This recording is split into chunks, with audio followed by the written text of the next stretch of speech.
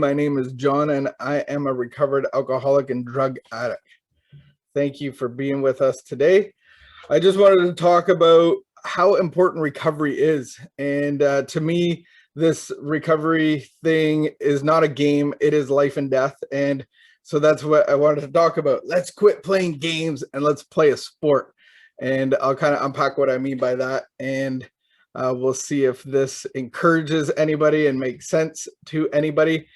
So really what I was thinking about is really what is a game? And, like in my course of time working with alcoholics and addicts in my recovery, running a rehab center for 8 years, and then doing what I've been doing for the last few years, we've actually lost a few people due to addiction, quite a few people, and they're very close. And this fight is for our lives. It's not just for our peace and our sanity and get our lives back on track, but it's literally a fight for our lives. And we just lost a fellow in our community 2 weeks ago. So that's why I thought that this would be an important discussion to talk about how really important recovery is. Either it is everything or it's really not anything. And so this recovery process that I've been under, is not just a fix to my life, but it is a new life. And so when I thought of a game, it's like we go to play the ODR, outdoor hockey, and it's like you don't know who's going to be there. There might be like a bunch of little kids and their dads are going to be there, and like I used to be one of those like guys with young kids, and I could skate and I could keep up to everybody, and like I would pass the puck around to the little kids. And now, like the last time I went on the ODR, I'm like, these little kids are way faster than me. My legs hurt, my ankles hurt. I'm just happy to play in net. I'm the old guy that just plays in net, and I go around the net, and I might stick a kid in the knee just to get the fun going. You know what I mean? And so that's kind of what I think of a game. It's not really organized. It's for fun. There's no refs. No one's really keeping track of score. It's not really super committed. And it's like, it's not super serious. I know that sometimes, especially the older dudes, we get very serious and we take it seriously. And, it can get serious, but there's no rest to break anything up. And at the end of the day, we just go home and maybe we'll pick it up again, a little pickup next week or on the weekend or whatever it is.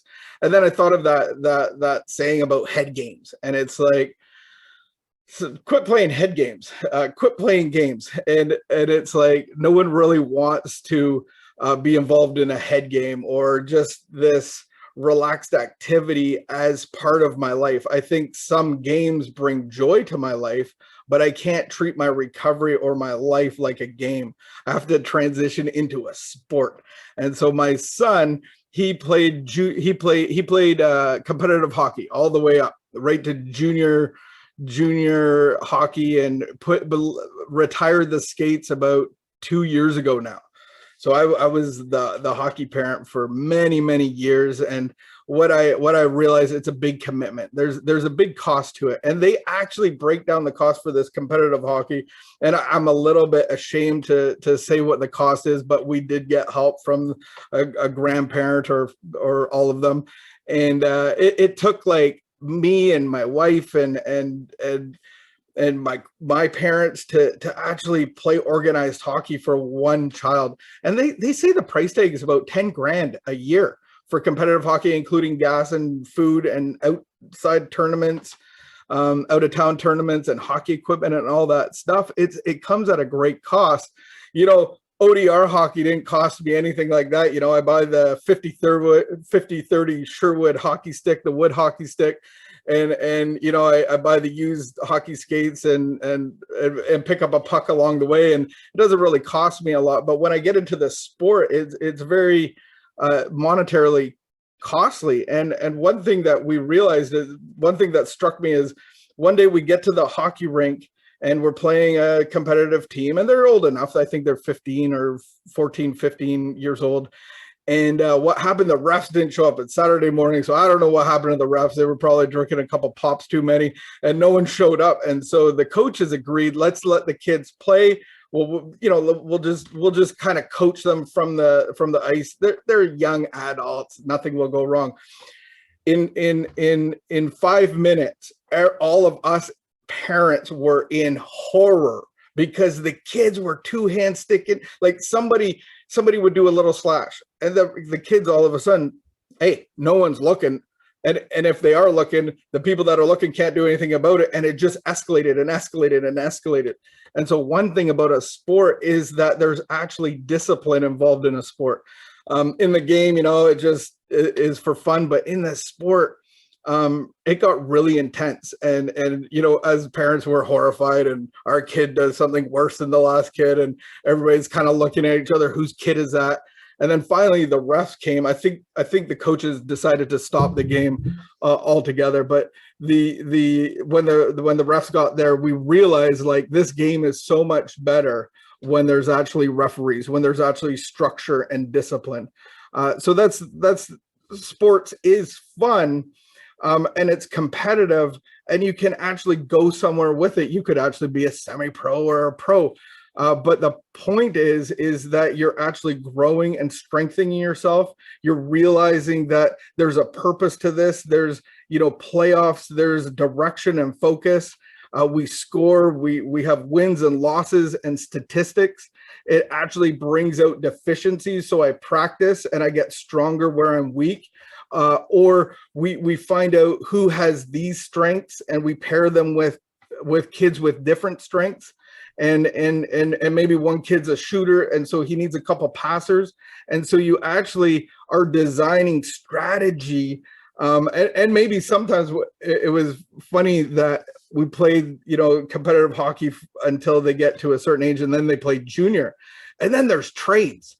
And it's like, that's inconvenient because we were playing in Rockland and we played in Cumberland. And next thing you know, he gets traded out to like, an hour south of here. And we're like, okay, that makes the game not as fun anymore, but it's a lot farther. But that's the strategy behind it. It's we got, your team decides that we have too many of these players and we can trade for two of those players, or for some draft picks or whatever. And there's a lot of strategy that goes about it.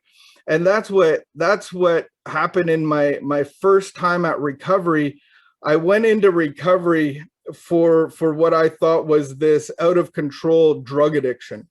And so after about the second week of being there, and having a counselor kind of bring me into the realization that I've always been drinking, and that the drinking, the drugs actually fueled my drinking so I could just do it longer and better, was really interesting. And so this time, the first time of recovery, I did this 30-day program, and it taught me some things, opened my eyes a little bit. And I did it on the side. I did it as a game. I did it as an add-on to my life to get my life back on track. And I relapsed about 3 months, and I think 3.5 months later. And as I relapsed, I was filled with this guilt and this shame and embarrassment. But what happened was I relapsed again the next week, and again and again. And then for the next 1.5 years, I got worse and worse and worse. I got worse than when I ever started. And so what happens was I took it as an add-on to my life. It was a fun game to go to some meetings and investigate this thing called recovery, but I really wanted to get my life on track.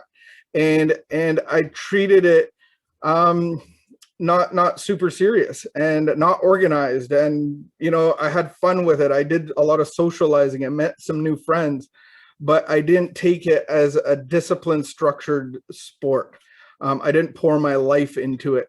And so I'm lucky to be alive, because once I start drinking, there's no stopping it.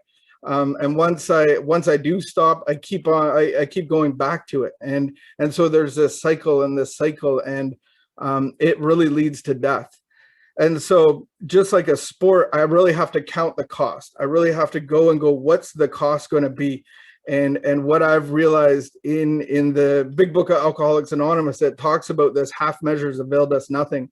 And so that's what I look at as a game. I can apply half measures and just go, this was fun. And I let my wife win a game of cards or whatever. We played some game thing, and I'm super competitive, and I realize like I'm not as good as she is, and so I just wanted to play quick, and I let her win. But that's just for fun. No one's really keeping track of it. Well, she did for about a week after, and kept reminding me that she kept winning, but I just let her win. And but this is what's going to happen with addiction. It's always going to win.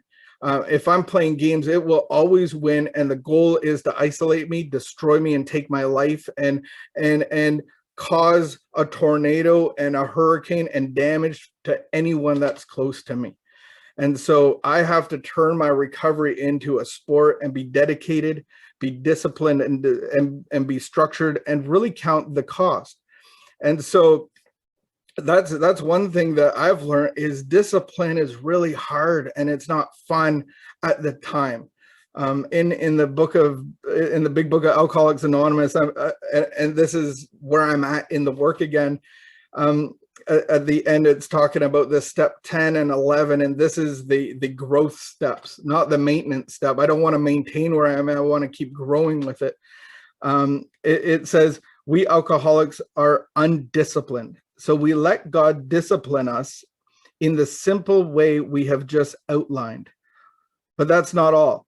Here there is action, and more action. Faith without works is dead. The next chapter is devoted to step 12, which is passing on the message and helping others, being of real service to others, and leading them into a relationship with God. So it says, this is the discipline that we have just outlined. So what did they just outline? What's this discipline?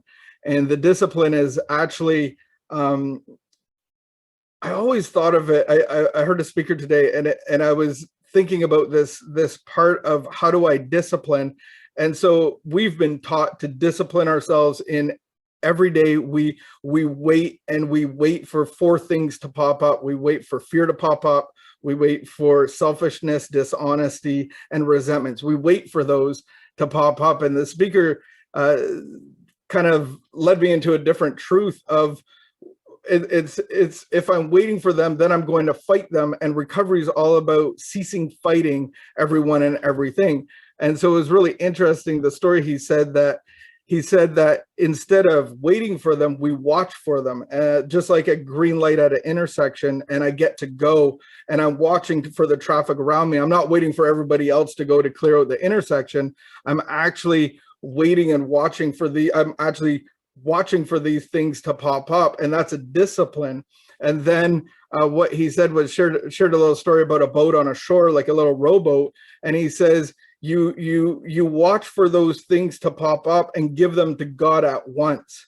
You don't ask God to remove them at once, you give them to God at once. And it's like pushing off with your foot off the shore and into the arms and into the boat where Jesus is, and crossing the other side and being in the boat with our higher power, Jesus.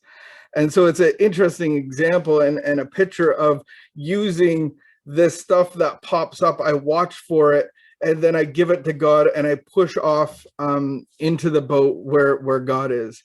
And so that's the discipline part that we're talking about. And then the other disciplines are the prayer part and the meditation part. And so I actually take these disciplines of prayer and meditation and really trying to understand what those things are.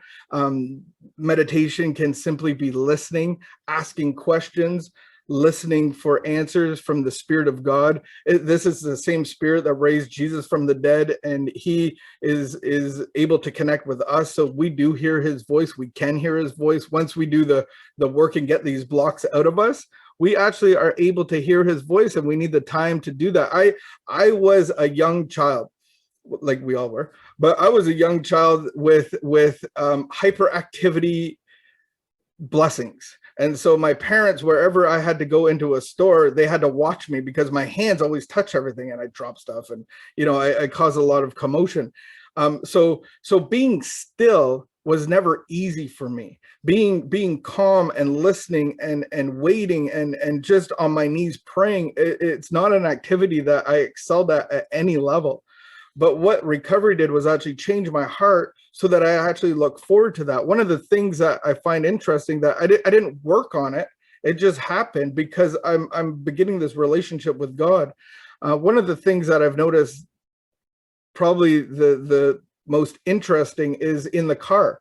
And I'll be driving and I don't need music. I don't even like music on. I just want to like just sit in the car and be in the moment and in the present. And it's a great time to pray. It's a great time for me to ask God questions, do a little humming, that kind of thing, or listen to worship music. And it's something that I don't have to work at anymore. It's something that I enjoy the presence of God. And that's one thing that I've been thinking about in the last couple of weeks, of that meditation of like, is it so hard to do discipline? Why is that so hard? Why do I dislike it? Why do I dislike the morning and having to get out of bed early and do the prayer and meditation and devotionals and all this stuff? But the reality is, this should be like a relationship that I can't wait to wake up to. And I just have to change my thinking. I just imagine if my wife went away for a couple of weeks and then came back late at night, and she takes an Uber from the airport because it's 1 a.m.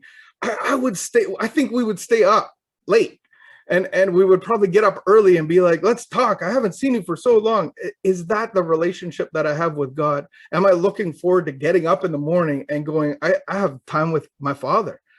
The other thing of discipline is that a good father disciplines his kids. A good parent disciplines their children. And so you might have come from a bad background and maybe discipline was abused, but we have a Father that has real love and real discipline, and part of real love is discipline. And so in the Hebrews 12, I do believe it is, and verse 7, little verse 6 before that, there's a Proverbs that says, my son, do not make light of the Lord's discipline, and do not lose heart when he rebukes you, because the Lord's disciplines the one he loves, and he chastens everyone he accepts as his son. Endure hardship as discipline. God is treating you as his children. For what children are not disciplined by their father? If you are not disciplined, and everyone undergoes discipline, then you are not legitimate. You are not true sons and daughters at all. Moreover, we have all had human fathers who disciplined us, and we respected them for it. How much more should we submit to the Father of spirits and live? They disciplined us for a little while as they thought best, but God disciplines for us for our good, in order that we may share in his holiness. So part of this discipline, part of this going from a game to a sport, is really coming under this discipline of God, and we become righteous and holy just like our Father. The other thing is really counting the cost. And so Jesus shares a parable of what the cost is. You know, when our son started competitive hockey, we did not count the cost. He was a little Timbit, and he played hockey, and then he did this tryout for competitive hockey, and they downgraded him to the Timbits, and there was like a game that went on between them. And he's a defenseman, or trying to be a defenseman, as much as you can be a defenseman at 5 years old. And like, they do this little house league game, and he scores like, I don't know what it was, like 8 goals. And you just saw the difference of caliber. And they're like, oh, we made a mistake. We're going to put him over on the competitive. Me and my wife did not sit down with my parents, with anybody of intelligence, to go, this is going to be the cost. Because probably if we did, we probably would have been like, oh, we can't afford that. But this is what we get to this point of when we throw in the shovel, or when you hit rock bottom. That's where rock bottom is for most of us, when we stop digging. We count the cost of, like, we look at recovery and go like, oh, wow, this is a big deal. This is gonna get in the way of my life. There's some of us that have basically lost our lives, and we want a new life anyway. And so Jesus shares this story about following him, about the cost of being a follower, the cost of being a disciple, the cost of being a recovered human being. And he says, whoever does not carry their cross and follow me cannot be my disciple. And it's the same thing. It's like, I can't enter recovery and not die of self. The whole point of recovery and the action steps of it, the inventory, the looking at my objectionable character and my amends, is actually dying of self, dying of ego. And he says, suppose one of you wants to build a tower. You know, maybe that's you. Maybe that's one of you right here today. I want to build a tower. Won't you first sit down and estimate the cost to see if you have enough money to complete it? If you lay down the foundation, you are not able to finish it. Everyone who sees it will ridicule you, saying this person began to build it and it wasn't able to finish. And I see people relapse and relapse and relapse, and they haven't counted the cost. Or suppose a king is about to go off to war against another king. Won't he first sit down and consider whether he is able with 10,000 men to oppose the one coming against him with 20,000? If he is not able, he will send a delegation while the others are still a long way off and will ask for terms of peace. In the same way, those of you who do not give up everything you have cannot be my disciples. And so this is a really good example of the cost that it takes to go from a game, because a game, you're not going to count the cost. You're not going to be super all in. You're not going to take it seriously. You're a little bit uncommitted. If you have time, you'll fit it in. And that's how I treated my recovery for the first time I went to treatment. The second time, you know, I wanted to play a sport. I wanted to be committed. I wanted to count the cost, and the cost is high. But the reality is, the return on my investment of losing my life, I gained a better life than I could have ever built on my own. And so that's what Jesus does. He builds the new tower. He builds this new tower, this new structure. I have to abandon everything that I think I know and get a new builder with this new tower. And then there is a fight. But I'm not here to fight. I have to count the cost and go send out the peace delegation, because I'm not in the fight. That's God's job, is to fight. A lot of times when we fight our own addiction, then it's a loss. And many people lose their lives because of this. So my encouragement for you today is quit playing games and get into the sport of recovery. It is a costly endeavor, but it will benefit you. It will give you a great return on your investment. I promise you that. That is the promise of recovery.